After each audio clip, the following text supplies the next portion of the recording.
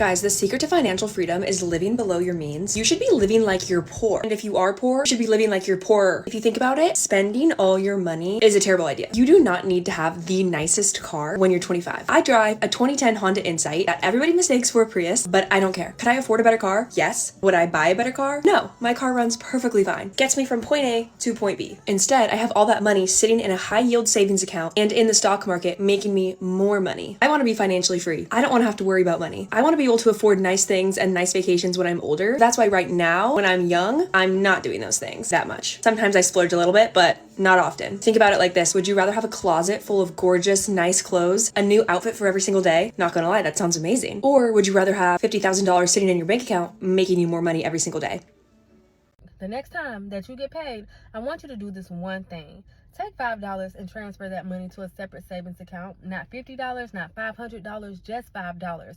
Because when you're trying to build the habit matters more than the amount. Here are 20 plus ways that you can save money and stop falling for consumerism. You do not need to get a new phone every single year. If it calls, texts, and takes pictures, you're good. Learn to cut your own hair. It's going to save you about like $1,000 every year. Only buy one of each essential item. There is no reason that you should be having 20 different lotions in your room. Drive a car that you can actually afford. There is no reason that your car note should be destroying your financial freedom. Get a big jar of Vaseline. You do not need $30 hand creams and $20 lip balms. Wear the same clothes every week. I promise you, nobody cares. Pack a lunch. It's gonna save you like $300 every month. You only need one subscription. You don't need HBO Max, Hulu, Netflix, Amazon Prime. You only really need 3 pairs of shoes: an everyday shoe, a dress shoe, and a running shoe. Stop buying coffee every day. Learn to just make it at home. Stop lending money that you cannot afford to lose. Stop dating outside of your budget. If you can't afford it, focus on yourself. Use the entire product before you go out and replace it. Live with a roommate if you have to. It'll literally cut your rent in half. Use coupons and try to get discounts where you can. Stop paying for extra storage. If you need more space, you have too many things. Stop falling for the buy two, get one free. You are not saving money if you never needed it in the first place. Delete Uber Eats and DoorDash. The extra fees on top of it literally could be your extra savings on the side. Learn to negotiate. Most things in life can be negotiated. Stop buying expensive water. Get you a water filter and just drink water at home. If you want to get ahead financially, you have to live like you're broke, and that includes when you start making more money, because as someone who at one point was making over 6 figures for the first time in my life, I made the biggest mistake you can do, which is increasing my expenses. I got a brand new car, a brand new apartment, and I shopped like it was going out of style, okay? And that is truly one of the worst things you can do, because what happens is you start here, you're making this much, your spending is this much, right? Well, when your income starts to go up, ideally, you just let that baby keep going up, and then you use this little leverage here to save, invest, pay off debt, like do all the things to truly have a financial glow up and be financially responsible. However, what I did and what a lot of people do is their income goes up, their spending goes up. Income, spending, and you see how even though you're making more money, you're never actually getting ahead. So here's what I would do. I would set some financial goals for yourself, whether that's a savings goal, debt payoff goal, investing goal, whatever that looks like for you, set that goal. And I want you to continue to live your lifestyle as you would. Do not increase your spending. And then once you hit those goals, then you can increase it slightly. But honestly, if you're someone that has debt, if you have no savings, I truly would not inflate your lifestyle until those are dead and gone, until your debt is gone, until your savings is built, because those are your biggest determining factors to how stressed out you're gonna be financially. So making sure that's taken care of, and then you can start to look at, okay, maybe you want to get a new car because you've had a paid off car or it's unreliable and it needs work or whatever the case may be. Again, don't go splurge on a Porsche. You don't need that yet until you are doing well, okay? When I was selling luxury cars, the people that buying them weren't 20-year-olds that just made 30 grand one month, okay? They were 40s, 50s, 60s, 70, even 80-year-olds that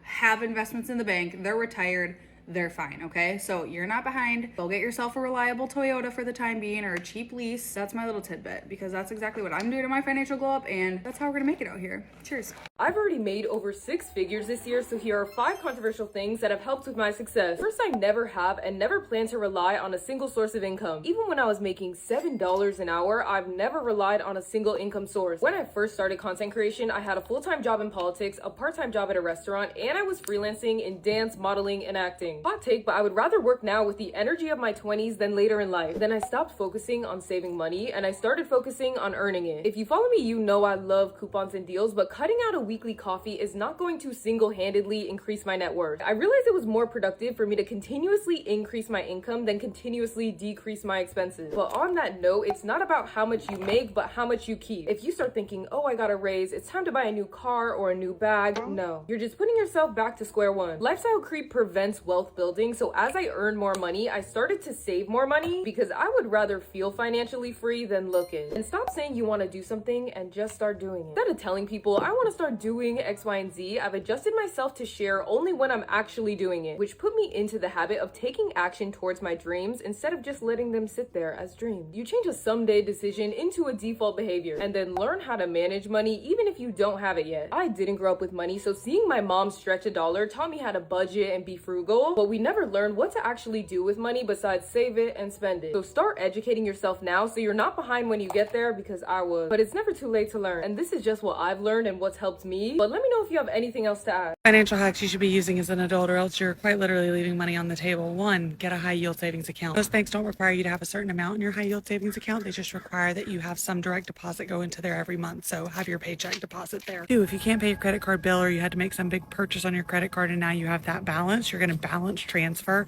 that balance to a balance transfer card with 0% interest. Average credit card charges 18 to 21% in interest. A balance transfer card charges 0%. They will deduct a small fee for the transfer. That fee is usually $100 or $200, and then you have 0% interest for 12 to 18 months. Reinvest a certain amount from your paycheck every single month. I don't care if that's $50 or $5,000. Set up an automatic withdrawal to invest. You do not need a financial advisor. A lot of the biggest financial companies these days use AI robots to determine what you're going to invest in. Wealthfront being one of them, Betterment being another one. Or invest all the change or roundups to go into one of those sites like Acorn, etc. When you buy a coffee for $4.75, it takes the 25-cent difference from $4.75 to $5 and it invests it. And this over the past year, and it's ended up investing approximately $20 a month for me, which has led to me having $2,000 in Acorn right now. Money I literally don't miss. It's saved and being invested without me even thinking about it. 5, and finally, make an itemized budget for yourself, including every category of money that you spend. Money you spend going out, money you spend on your nails, money you spend on entertainment, what have you.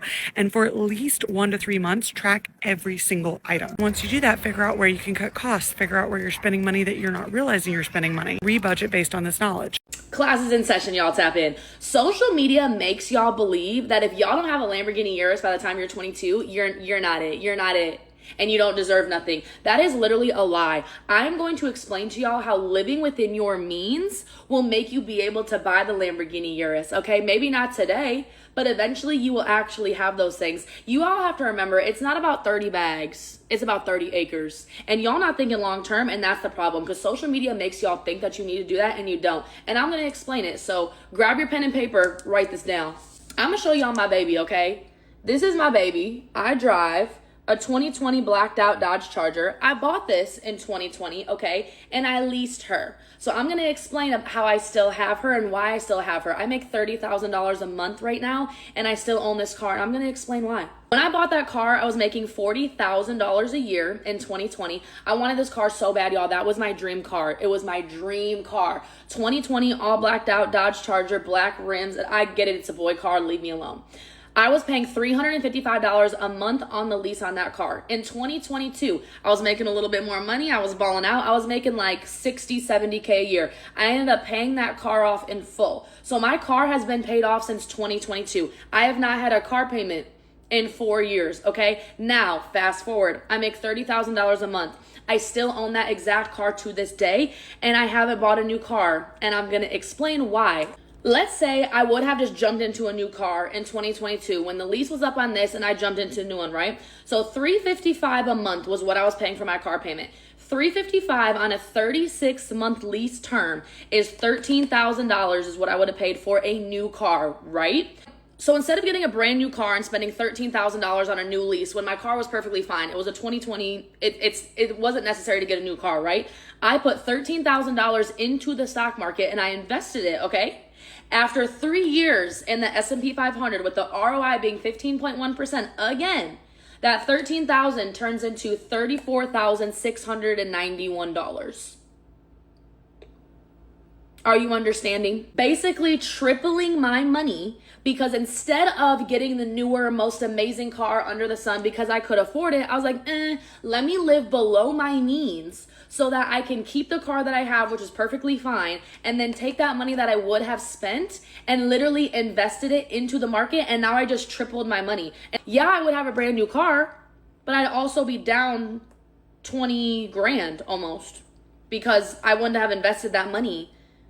You see my point? Y'all have to learn to live within your means, you guys. Actually live below them. Because if you live below them, then eventually one day, guess what? I am going to buy the $1 million house. And I am going to buy the Lamborghini Urus. And I am going to buy everything I want because I lived well below my means for as long as I possibly could. And that's how you do it. I make $30,000 a month and I still to this day drive that car. Because why? It's paid off. It's not a bill. I don't have to pay for it. It literally is free other than the car insurance. That's how you become rich. You become rich by saving all of your money. I'm sorry, you become wealthy when you save your money and you act broke. It's literally a mindset. The people that are wealthy, honestly, a lot of them you would literally never know. Because they don't come off as flashy. They don't come off with the nicest things. The people who are flashy and the people that want to look rich are honestly, most of the time, more times than not, are the brokest people in the room. Try out the theory. Trust me. Trust me, the flashiest people are the brokest people in the room 9 times out of 10. Guarantee it.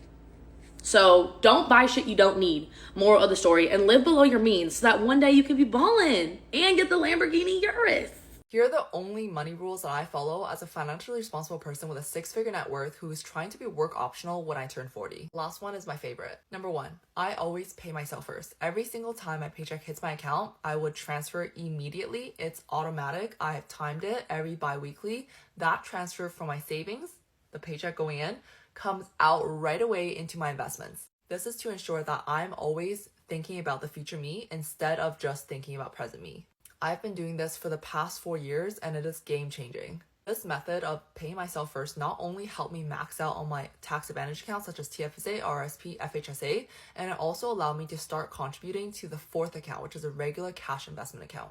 The second rule is that part of my weekend routine, I would always take time, an hour a week, even less, sometimes just 20 minutes, to track my expenses. I will always sit down and do my budget every single Sunday. This habit that I built over the years has helped me ground myself in my spending habits, my spending trends, what did I spend on and why, and help me do that weekly reflection before going to the next. Doing my habit every single week not only helped me set up the mindset of living intentionally, but it also gave me the ability to actually see and track how my financial goals are progressing throughout the week. Rule number 3, whenever I want to buy something or I need to buy something, I buy in quality, not quantity. That is pretty self-explanatory. I don't want to just find the cheapest option and just go with that on impulse. I want to find the best quality of whatever I want to buy and see a future into using that and not just using it and neglecting it for the rest of my life. I would rather just buy it once and use it for years than buy it 5 times and buy it cheap. Because at the end of the day, the cheaper version, buying 5 times probably costs more than buying it once, more expensive. The 4th rule is I've promised myself to diversify my income. I will never rely on just one income stream, which I have been relying on for the past 7 years, ever since I started working corporate and also all my part-time jobs. That's what I was relying on, just one stream of income, that job. And whenever that job disappears, I get laid off, I get fired, anything happens, that's it. It's over. I'm scrambling. I don't want to be in that position. So in order to not be in that position, I've been building for the past year my different income streams, just so that I don't ever have to just rely on my 9 to 5. If you enjoyed this video, give it a like and follow for more. These are 6 money saving hacks that will transform your finances overnight. Take it from me, a financially responsible tech girly in her late 20s with a net worth of over 6 figures. These tips really work if you're consistent with them. Also, I'm a 2025 bride who makes money and financially conscious lifestyle content. So if that interests you, go ahead and give this video a like and follow my account for more related content. Number 1 is doing frequent no spend challenges. And these challenges can range from a day to a week to a whole month. And I'm actually going to be doing a no spend challenge for the month of September. So stay tuned for that. These challenges will help teach and reinforce self-control with money and delayed gratification, which are all great habits that will help you to save money in the future. 2, if you use credit cards, utilize credit card reward points. These can be used for cashback purposes or my personal favorite, for travel. In the past 5 years, I have spent $0 on flights due to all of the points that I've accumulated from all of my travel credit cards. If you're going to do this, please make sure that you're using credit responsibly and you're paying off your credit card statement balances in full every single month to avoid paying interest. Number 3, make sure you are frequently negotiating your bills like car insurance, internet and cable, and even rent. My last apartment complex was raising my rent to $2,100, and I was able to negotiate it down to $1,600 because I was an amazing tenant and I paid my rent on time every single month. Trust me, it can really work sometimes. Number 4, when you go grocery shopping, always bring a list and make sure that that list is based off of a meal plan that you've put together. This is gonna stop you from being tempted to just buy random stuff that you walk past in the grocery store. And in that same vein, grab your store's weekly ad and base your meal plan off of what's on sale this week. Doing that will not only make your meals cheaper, but you'll also add some variety to your diet and try some foods that you've maybe never tried before. Number 5, and do not sleep on this tip, okay? Please utilize benefits that are available to you through your employer. I like to take Udemy courses to stay on top of my technical skills, and I just found out this week that my job has a Udemy business membership, and I could have been getting free Udemy courses for years. In the past, I've been able to utilize benefits like getting a year free of a Sam's Club membership. So definitely check out your employer benefits. Last but not least, number 6, make sure you're practicing the 48-hour rule. For every purchase that you want to make over a certain amount, for me, I do $50. Make sure that you wait 48 hours and come back and see if you still want to buy that item. You can definitely extend this time frame. I would recommend at least 24 hours, but the longer the better. Let me know in the comments down below if there are any other money saving hacks that you guys have utilized that have helped you in your financial journey, and share this video with somebody if you think it'll help. Save money instantly with these 5 frugal tips. Stop ordering out. Delete DoorDash, delete Uber Eats, delete Instacart. You are spending way too much on TikTok when you could be making a nice homemade meal. Just walk to the grocery store. Tip number 2, stop doing random trips to Target, TJ Maxx, Walmart. You don't need anything at these superstores. These superstores are huge and they're literally brainwashing you into making you think that you need everything in that store. The lights, the lighting, everything you see is just a trick to get you to waste money. Number 3, think wisely before you get a pet. Now, I love pets. I have 3 of my own. I have 2 cats and a dog. I take care of them very well.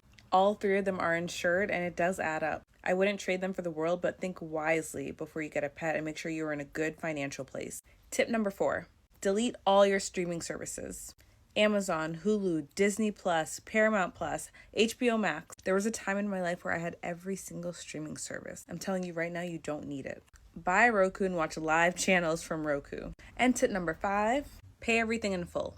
Yes, I want you to find a hoopty on Facebook Marketplace and buy that car. You do not need a Mercedes. You do not need a Tesla. Get yourself that 2006 Honda Accord. And if you follow these 5 steps, this is how you will.